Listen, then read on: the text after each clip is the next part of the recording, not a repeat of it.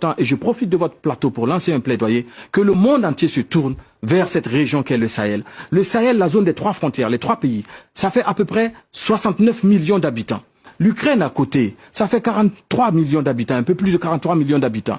En l'espace de 7 ans, le Sahel avait besoin de 2,1 milliards d'euros pour juguler, réguler, stopper la montée en puissance des terroristes. Le Sahel ne l'a pas eu.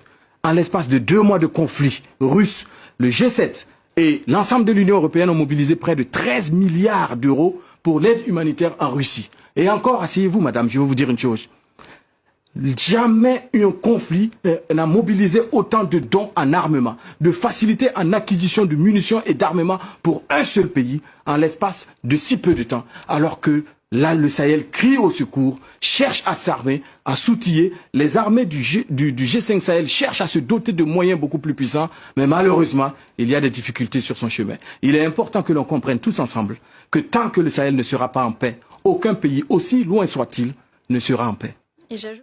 65 milliards de dollars en 5 mois contre 1,5 milliard en 11 ans. À vous de juger. 65 milliards pour la guerre en Ukraine, débloquée par les grandes puissances, avec notamment les États-Unis et les pays européens de l'OTAN, les mêmes qui disent combattre les djihadistes dans le Sahel depuis maintenant 11 ans. Les chiffres se passent de commentaires.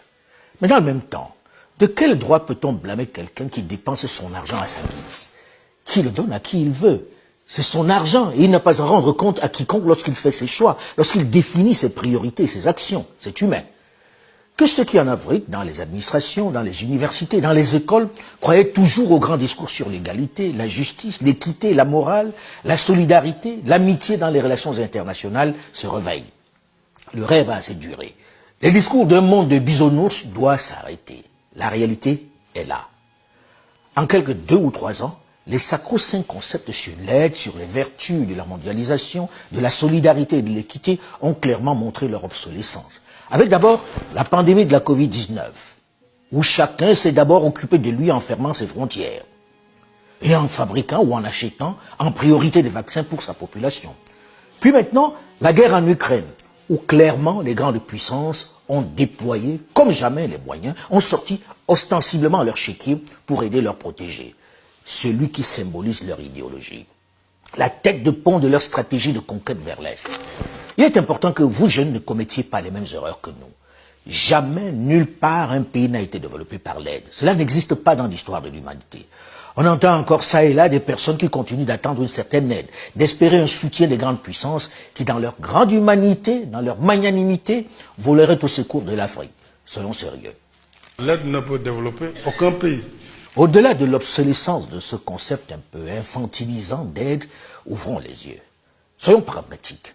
Arrêtons de rêver et de croire au Père Noël qui descendra du ciel avec des jouets par milliers à distribuer. C'est un conte de Noël pour enfants.